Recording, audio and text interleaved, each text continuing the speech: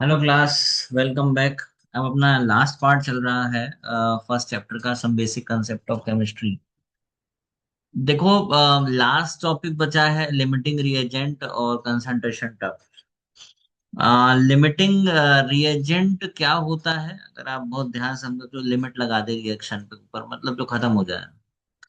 तो यार, limiting reagent वही है जो कहीं ना कहीं क्या कंज्यूम कर लिया गया रिएक्शन में, और उसे खत्म हो जाने के बाद कोई प्रोडक्ट नहीं बनेगा, तो उसे हम क्या बोल देते हैं बेसिकली, एलआर, या फिर लिमिटिंग रिएजेंट, जिसकी वजह से क्या हो गया, रिएक्शन पे क्या लग गई, लिमिट लग गई, है ना। तो उसे हम क्या बोल देते हैं बेसिकली, लिमिटिंग रिएजेंट। ठीक है, तो बहुत ध्यान से समझना। LR is the first reactant that run out और इज फुल्ली कंज्यूम्ड, कि मतलब पूरी तरीके से वो क्या हो गया है, कंज्यूम हो गया है।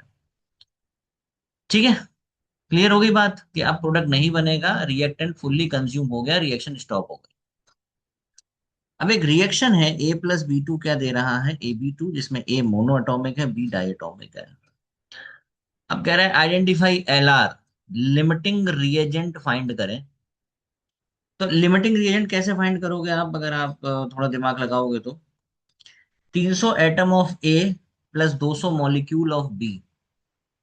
रिएक्शन है, क्वेश्चन पे आ गए हैं हम, क्वेश्चन है कि इस ये चीजें हैं हमारे पास, आपको लिमिटिंग रिएजेंट और एक्सेस रिएजेंट बताने हैं। तो 300 एटम ए के हैं, 200 मॉलिक्यूल बी के हैं। ठीक है, अब आप यहाँ ध्यान से देखना, ए वाला एक्सप्लेनेशन यहाँ पे आपको देखने को मिलेगा। यहाँ पे एक एटम है, एक मॉलिक्यूल है। ठीक है, तो 200 एटम, 200 मॉलिक्यूल खत्म होंगे। ठीक है, और अगर आप यहाँ आगे चल के देखोगे, अभी स्क्रीन थोड़ी सी हैंग हो गई है ये। ठीक है, तो एक एटम के लिए 300 एटम ऑफ ए के लिए हमें कितने मॉलिक्यूल चाहिए, एक तरीके से यहाँ पे 200 मॉलिक्यूल दे रखे हैं। तो 200 एटम के लिए हमें कितने चाहिए होंगे, 200 एटम होंगे तो 200 मॉलिक्यूल कंज्यूम हो जाएंगे, है ना। अब आप यहाँ देखोगे तो इसके अंदर फर्स्ट वाले में अगर आप देखोगे तो बी क्या हो जाएगा, लिमिटिंग रिएजेंट हो जाएगा। मतलब ऐसे समझो कि इसके जब 200 एटम आए, जब ए के हमारे कितने पहुंचे, 200, और तभी क्या हो गया, बी के भी खत्म हो गए, कितने, 200, क्योंकि दोनों में एक एक मोल है हमारे पास। ठीक है, एक मोल एटम ए के हैं और एक मोल किसके हैं, बी मॉलिक्यूल के हैं। ठीक है, तो 200 एटम जैसे ही उसके होंगे तो 200 मॉलिक्यूल इसके होंगे, वो खत्म हो जाएगा। तो कौन खत्म हो जाएगा, तो आंसर हो जाएगा बी पहले ही खत्म हो जाएगा, और 100 एटम ए के बच जाएंगे। ठीक है, क्लियर होगी बात। 200 एटम पे 200 मॉलिक्यूल। दूसरा आप देखोगे तो यहाँ दे रखा है 1A+1B2, ये रिएक्शन है अपनी। तो एक मोल पे एक मोल खर्च होगा, तो दो मोल पे दो मोल खर्च हो जाएंगे। अब यहाँ क्या दे रखा है, 2 मोल और 3 मोल। तो ऑब्वियस सी बात है कि जैसे ही बी के 2 मोल होंगे तो ए के 2 मोल खत्म हो जाएंगे। तो इसमें अगर आप देखोगे, जैसे ही तो कौन बच जाएगा, ए क्या हो जाएगा, लिमिटिंग रिएजेंट। ए के कितने, ए के 2 मोल से 2 खत्म हो गए, बी का 1 मोल बच गया। ठीक है, सी में 100 एटम ए के हैं, 100 मॉलिक्यूल बी के हैं, तो एक पे एक की जरूरत होती है, तो 100 पे 100 की जरूरत होती है, कोई लिमिटिंग रिएजेंट नहीं होगा। क्लियर हो रही बात, समझ में आ गई बात। पहला ये कह रहा है, एक बार फिर से समझ लो चाहो तो। देखो, कहने का मतलब यहाँ ये है कि अगर 300 एटम ए के हैं और 200 मॉलिक्यूल बी के हैं, ठीक है, तो यहाँ पे बी का एक मॉलिक्यूल है ना, इसको हम बोलते हैं मॉलिक्यूल ऑफ एलिमेंट। और ये अगर आप देखोगे तो ए। अब यहाँ एक एटम ए का लग रहा है और एक मॉलिक्यूल बी का लग रहा है, तो 200 एटम पे 200 मॉलिक्यूल लग जाएंगे, 200 मॉलिक्यूल इसके खत्म हो जाएंगे, और 200 100 एटम ए के बच जाएंगे। तो जैसे ही इसके खत्म हुए तो बी क्या हो जाएगा, लिमिटिंग रिएजेंट। ऐसे ही ए पे आप देख लो, 2 मोल ए 3 मोल बी, तो एक एक मोल है दोनों का। तो जैसे ही खत्म होंगे 2 मोल ए के, तो बी के कितने बच जाएगा, 1 मोल बच जाएगा बी का। ठीक है, तो इसमें क्या हो जाएगा, ए लिमिटिंग रिएजेंट हो जाएगा, एल आर मतलब लिमिटिंग रिएजेंट। तीसरा आप देखो, अगर देखो तीसरे में देखो, 100 एटम ए के, 100 एटम 100 मॉलिक्यूल बी के, तो कोई दिक्कत नहीं है, दोनों में ही कोई समस्या नहीं आएगी। ठीक है, चौथा देखोगे आप, फोर्थ वन आप इसमें देखोगे तो इसमें क्या दिख रहा है, कि अभी थोड़ी सी स्क्रीन हैंग हो गई है। हम्म, ठीक है, यहाँ तक क्लियर हुआ। तो लिमिटिंग रिएजेंट का मतलब वही है कि कहीं ना कहीं जो रिएक्शन पे लिमिट लगा रहा है और रिएक्शन उसकी वजह से क्या हो रही है, स्टॉप हो रही है, तो उसे हम क्या बोल देते हैं, लिमिटिंग रिएजेंट बोल देते हैं। ठीक है, क्लियर होगी बात। उसके बाद हम आगे चलते हैं, तो हमें देखने को मिलता है, अब कह रहा है 5 मोल ए के हैं, 2.5 मोल बी का है। तो ऑब्वियस सी बात है कि हमारे पास एक एक मोल है, 1 मोल ए का, 1 मोल बी का। तो 1 मोल लगेगा, 1 मोल इधर लगेगा, तो 2.5 पे 2.5 लगेंगे। भाई 1a+1b2 का मतलब यही तो है, स्टोइचियोमेट्रिक कोफिशिएंट के हिसाब से ये 1 मोल है, ये 1 मोल है ना। तो एक एक पे लगेगा, तो 2.5 मोल जैसे ही बी के होंगे, तो इधर क्या होंगे, 2.5 मोल ए के खत्म हो जाएंगे। ठीक है, तो यहाँ पे 2.5 मोल किसके बच गए, ये 5 मोल ए है, ये 2.5 मोल बी है। अब 5 मोल ए जैसे ही रिएक्शन 2.5 मोल बी को पार करेगी, ठीक है, तो ए के भी 2.5 मोल क्या हो जाएंगे, खत्म हो जाएंगे। ठीक है, तो जैसे ही रिएक्शन 2.5 मोल ए पे पहुंचेगी, 2.5 मोल ए, वैसे ही 2.5 मोल बी के क्या हो जाएंगे, खत्म हो जाएंगे। तो इसमें क्या हो जाएगा, बी लिमिटिंग रिएजेंट हो जाएगा। ऐसे इसका देख लो, 2.5 मोल ए+5 मोल बी। अब यहाँ देख लो, एक एक मोल है। अब जैसे ही बी के कितने पहुंचेंगे, 2.5 मोल, बी के 2.5 मोल पहुंचेंगे, वैसे ही ए का 2.5 मोल उड़ जाएगा। तो इसमें अगर आप देखोगे तो लिमिटिंग रिएजेंट कौन हो जाएगा, तो आंसर हो जाएगा ए। ए लिमिटिंग रिएजेंट हो जाएगा। ठीक है, ये जो एक एक चल रहा है ना, एक एक एक एक, ये सब स्टोशियोमेट्रिक कोफिशिएंट होते हैं, और ये एलआर में बहुत इंपॉर्टेंट है। ठीक, ये सीधा सीधा क्वेश्चन हो गया। अब आप आगे चलोगे अगर अब देखो, कुछ टिप्स एंड ट्रिक्स हैं, कि जैसे मोल्स आपको रिएक्टेंट के गिवन है, तो आप कहीं ना कहीं क्या निकालोगे, given moles upon number of, upon stoichiometric coefficient. जैसे 2a+b क्या देता है हमें, c। तो अब इसका stoichiometric given mole upon stoichiometric coefficient, given mole कितने हैं 10, स्टोशियोमेट्रिक कोफिशिएंट कितना है 2। तो यहाँ क्या आ जाएगा 5, और बी क्या आ जाएगा यहाँ पे 10। तो जो लो वाला आएगा, जैसे 5 इसमें क्या आ गया, कम आ गया, तो ए ही क्या हो जाएगा, क्या हो जाएगा, लिमिटिंग रिएजेंट हो जाएगा, मतलब मोल डिवाइडेड बाय स्टोशियोमेट्रिक कोफिशिएंट। तो जो लो वाला आएगा वो हमारा क्या हो जाएगा, लिमिटिंग रिएजेंट हो जाएगा। ठीक है, तो मोल्स में बहुत आसान रहेगा, बस गिवन मोल अपॉन स्टोइचियोमेट्रिक कोफिशिएंट, और जो वैल्यू कम आएगी, जो वैल्यू कम आएगी वो एलआर होगा। ठीक है, क्लियर। अब आप आगे चलो, तो क्या देखने को मिलेगा। अब यार देखो, ये थोड़ा सा मतलब एक बार समझ लेना है इसको। अगर मास और वॉल्यूम गिवन है, तो जैसे स्टोइचियोमेट्री में क्या था, स्टैंडर्ड और गिवन, ये लिख लेना है, स्टैंडर्ड और गिवन लिख लेना है। ठीक है, अब अगर आप इसको ध्यान से देखोगे, तो पहली लाइन पढ़ो, for complete reaction of 10 gram of hydrogen, ये गिवन है हमें, 10 ग्राम हाइड्रोजन गिवन है, कितना मास ऑक्सीजन का चाहिए। तो अगर आपको इसका यहाँ पे मास निकालना है, तो आप क्या करोगे, 10 × 32/4 कितना हो जाएगा, 80 ग्राम। तो यहाँ क्या आ जाएगा, 80 ग्राम। ठीक है, तो for complete reaction of 10 gram of oxygen, oxygen 10 ग्राम है, तो इसमें आप क्या करोगे, मास ऑफ हाइड्रोजन कितना रिक्वायर्ड होगा। जैसे हमने देखा 10 ग्राम ऑफ हाइड्रोजन के लिए कितना ऑक्सीजन रिक्वायर्ड है, तो हो जाएगा 80 ग्राम, 10 × 32/4। इसको आप छुपा दोगे इसको। ठीक है, क्लियर हो गई बात, समझ में आ रही बात। अब आप इसको छुपा दोगे, तो क्या आ जाएगा, 10 × 4/32, तो 1.25 ग्राम। तो ये कहने का मतलब है कि भाई यहाँ पे 1.25 ग्राम हाइड्रोजन चाहिए, जिससे 10 ग्राम ऑक्सीजन क्या हो जाएगी, खत्म हो जाएगी। तो जैसे ही ये 1.25 पे होगा, ये पूरी उड़ जाएगी। जैसे ही 1.25 ग्राम पे हाइड्रोजन पहुंचेगी, ये पूरा उड़ जाएगा। तो लिमिटिंग रिएजेंट क्या हो गया? तो आंसर होगा ऑक्सीजन लिमिटिंग रिएजेंट है। और एक्सेस रिएजेंट कौन हो गया? हाइड्रोजन हो गया। क्लियर होगी बात? ऐसे ही अगला क्वेश्चन अगर आप देखोगे तो इसमें देखने को मिलेगा 8 gram of hydrogen and 32 gram of oxygen पानी बना रहे हैं। तो वही चीज है, स्टैंडर्ड और गिवन लिखेंगे। गिवन ये है, ठीक है। स्टैंडर्ड ये होगा, अगर ऊपर ग्राम में तो नीचे भी ग्राम में होगा, ऊपर मोलर मास में तो नीचे भी इसमें होगा, ऊपर लीटर में तो नीचे भी लीटर में होगा। तो 8 ग्राम हाइड्रोजन के लिए, 8 ग्राम हाइड्रोजन के लिए कितना मास लगेगा ऑक्सीजन का? इसको छुपा दो। 8 × 32 डिवाइड बाई 4।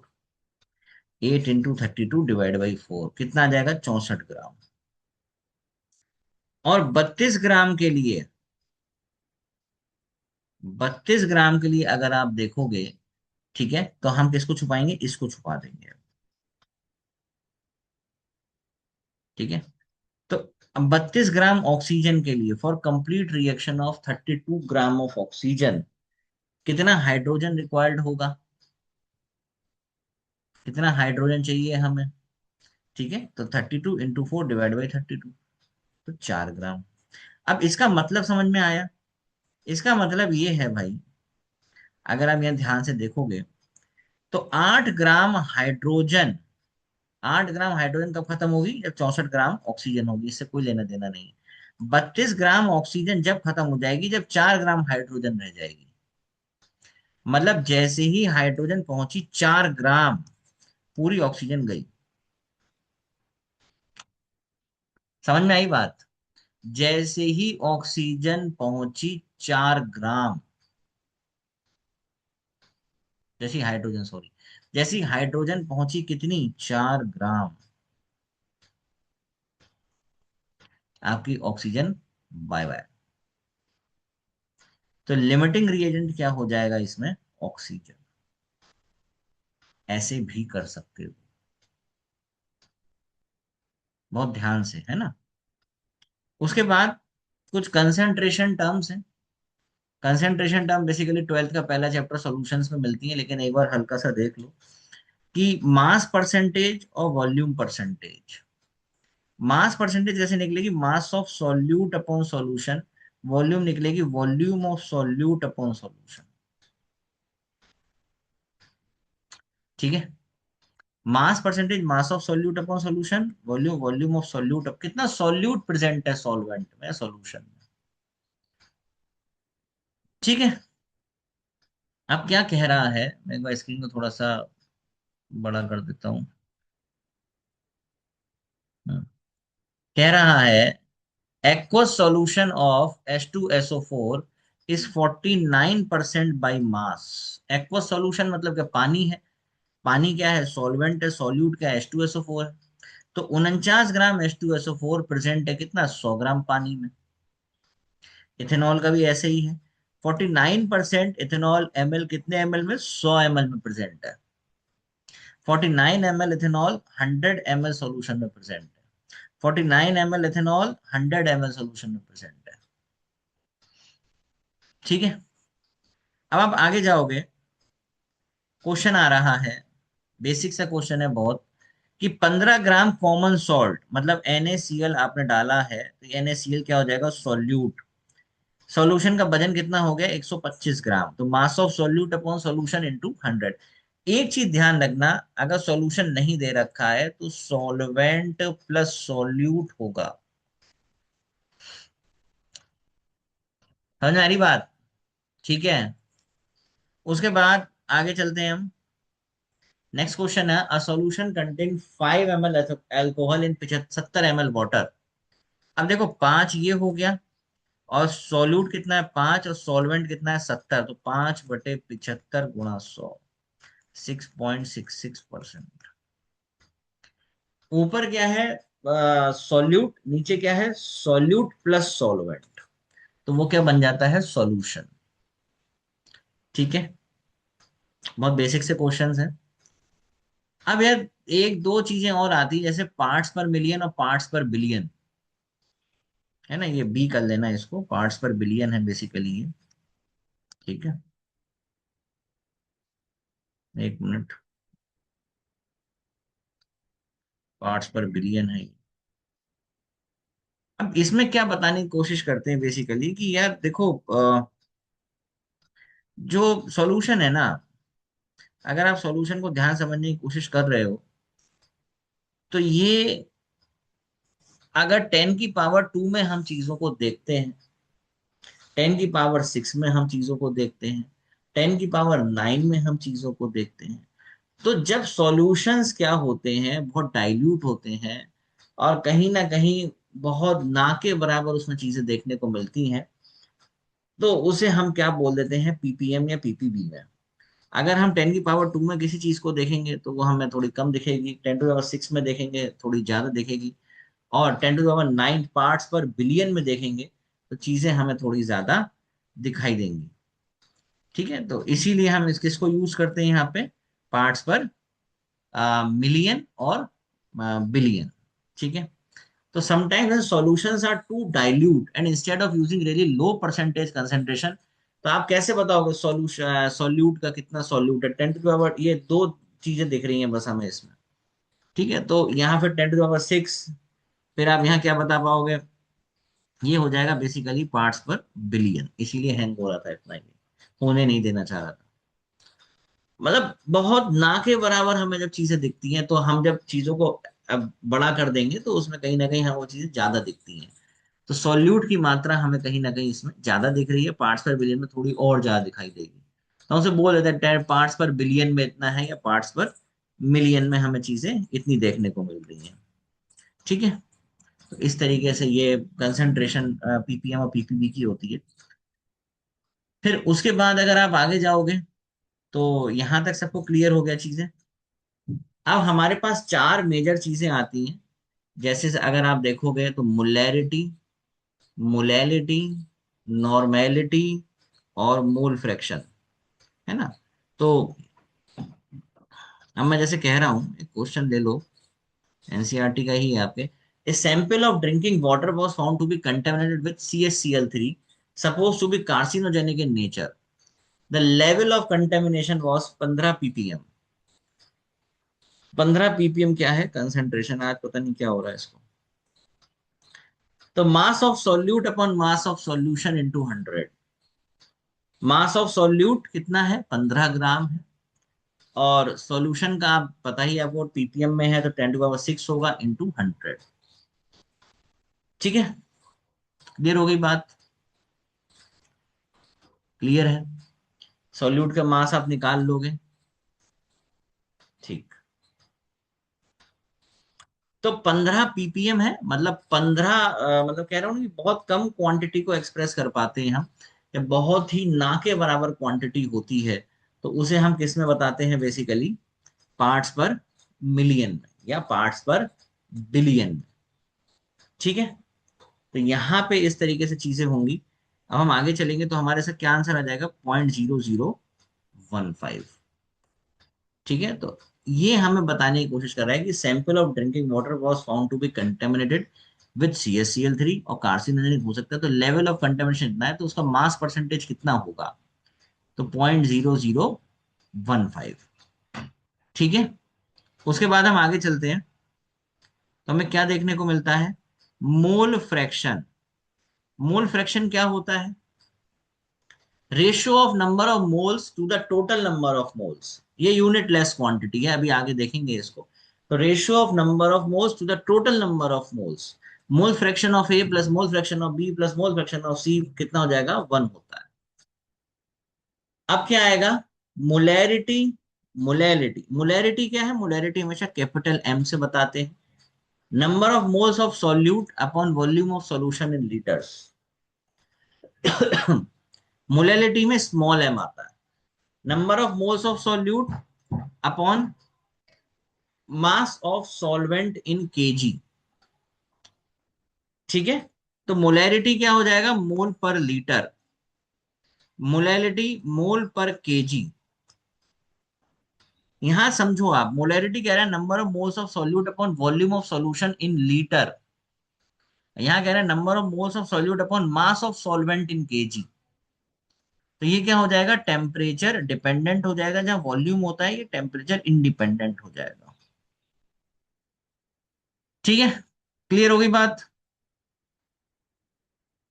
अब क्या कह रहा है, बहुत आसान सा क्वेश्चन है। मोलैरिटी बतानी है हमें NaOH की इन द सॉल्यूशन। हमने क्या प्रिपेयर किया, 4 ग्राम पानी के अंदर इसे 250 ml सॉल्यूशन बन जाएगा। तो number of moles of NaOH कैसे निकालते हैं, moles given mass upon molar मास। गिवन मास कितना है, 4 ग्राम, मोलर मास कितना है, 40 ग्राम, के आंसर आ जाएगा 0.1 मोल। और वॉल्यूम ऑफ सॉल्यूशन क्या होगा, number of moles of solute upon volume of solution in litre. तो मोल्स कितने आ गए अगर आप देखोगे यहाँ पे, और वॉल्यूम ऑफ सॉल्यूशन कितना है, नंबर ऑफ मोल्स कितने आ गए, 0.1 ये आ गए, और वॉल्यूम ऑफ सॉल्यूशन कितना है, 250 ml।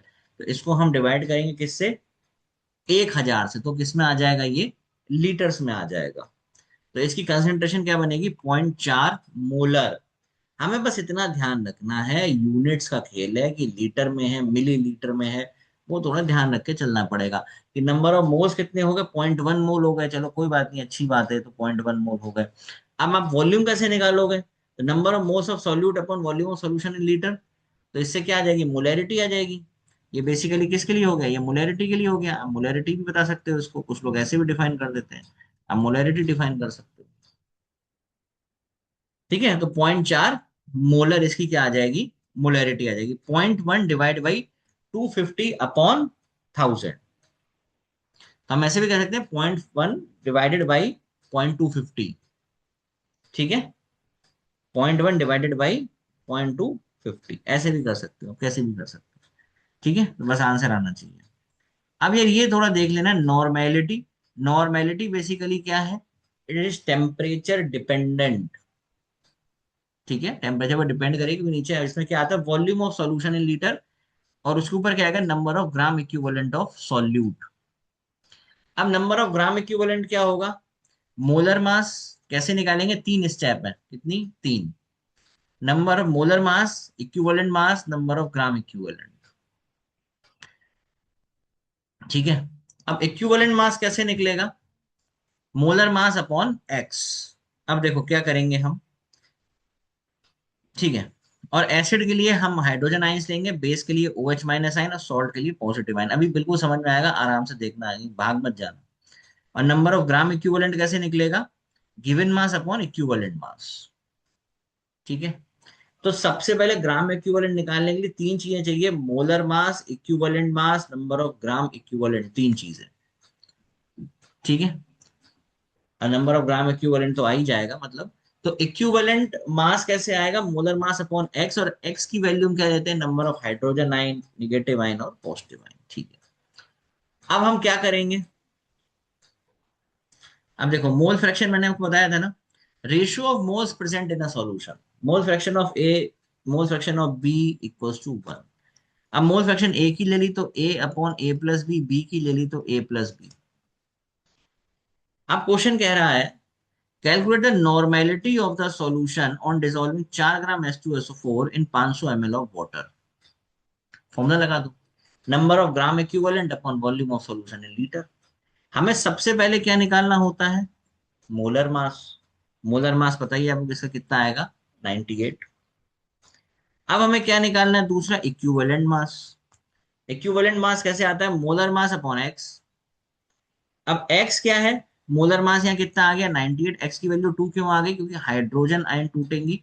तो हाइड्रोजन के कितने मॉलिक्यूल हैं यहाँ पे, हाइड्रोजन के अगर आप मॉलिक्यूल देखोगे तो 2 है, तो यहाँ पे H+2 में टूटेगा, तो यहाँ क्या आ जाएगा, 98/2, that is 49। Number of gram equivalent कैसे निकलेंगे, given mass upon equivalent mass. Given mass कितना है अगर आप देखोगे तो ये दे रखा है हमें 4 ग्राम, ये दे रखा है 4 ग्राम, और इक्विवेलेंट मास हमारा कितना आया, 49। तो 4/49 आ जाएगा, बस फॉर्मूले में लगा दो। तो आंसर क्या आ जाएगा, 8/49 नॉर्मेलिटी। ठीक है, फॉर्मूला लगा दो, number of gram equivalent upon volume of solution in litre. ठीक, क्लियर हो गई बात। तो आंसर आ जाएगा 8/49। ठीक है, अगला क्वेश्चन देखो। अगला क्वेश्चन मोलैरिटी का है। 4.5 gram solute having molar mass of 90 gram per mole is dissolved in water to make a 250 ml solution, calculate the molarity. Moles of solute upon volume of solution in litre. Moles कैसे आएंगे, given mass upon molar mass. अगर आपको moles निकालने हैं तो कैसे आएंगे, given mass upon molar mass. और गिवन मास अगर आप देखोगे तो कितना दे रखा है, 4.5 ग्राम गिवन मास दे रखा है। और अगर आप उसका मोलर मास देखोगे तो कितना आ जाएगा, यहाँ पे कितना दे रखा है, 90 ग्राम। ठीक है, ये आ जाएगा। Volume of solution litre, volume कितना है, 250 ml, और उसे लीटर में करोगे तो 1000 से डिवाइड करोगे तो ये हमारा क्या आ जाएगा, मोलैरिटी। क्या आ जाएगी ये, मोलैरिटी आ जाएगी। ठीक है, क्लियर होगी बात। तो पॉइंट दो, मोलर सॉल्यूशन। ठीक। उसके बाद आप ऐसे ही अगला क्वेश्चन देखो। ये थोड़ा सा जेई लेवल का क्वेश्चन है, आराम से देखना एक बार। जेई का पूछा हुआ क्वेश्चन है, कैसे करोगे। अब देखना, कह रहा है मोलैलिटी निकालने, डेंसिटी दे रखी 3 मोलर सॉल्यूशन की NaCl की 1 ग्राम पर मिलीलीटर। डेंसिटी दी हुई है 3 मोलर सॉल्यूशन की NaCl की 1 ग्राम पर मिलीलीटर। मोलैलिटी सॉल्यूशन की क्या होगी। मोलैलिटी देखो, क्या करना है, फॉर्मूला लगाओ सबसे पहले तो। क्या फॉर्मूला होता है, नंबर ऑफ सॉल्यूट, ठीक है, कितने परसेंट होंगे, mass of solvent in KG. Number of moles of solute divided by mass of solvent in KG. ठीक है। अब क्या करेंगे, number of moles of solute, moles कितने दे रखे हैं, हमारा 3 मोलर है ना, 3 मोल है ना, यहाँ पे 3 आप लिखोगे इसको, number of moles of solute. ठीक है। 3 मोलर का मतलब क्या होता है, volume of solute is present in 1 litre of solution. Volume of solute is present in 1 litre of solution, तो कितना वॉल्यूम प्रेजेंट है भाई, 3 मोलर, तो 3 इसे क्या हो जाएंगे, मोल्स। ठीक है, divided mass of solvent in KG. अब मास सॉल्वेंट का कहां से आएगा, मुद्दा ये है, mass of solvent in KG. ठीक है, तो अब एक बार इधर चलते हैं। 3 मोलर NaCl प्रेजेंट है 1 लीटर सॉल्यूशन में, डेंसिटी का फॉर्मूला लगाओ, मास अपॉन वॉल्यूम। डेंसिटी कितनी है, एक, मास पता नहीं, वॉल्यूम कितना है आपका 1000 ml, क्यों, क्योंकि ml में लिया गया है। ठीक है, तो मास कितना आ जाएगा आपका, 1000 ग्राम आ जाएगा। ठीक है, 1000 ग्राम आ गया मास। क्लियर। अब सॉल्यूशन का मास कितना आ गया, 1000 ग्राम, और सॉल्यूट कितना है, सॉल्यूट कितना है, सॉल्यूट कितना है, बताओ।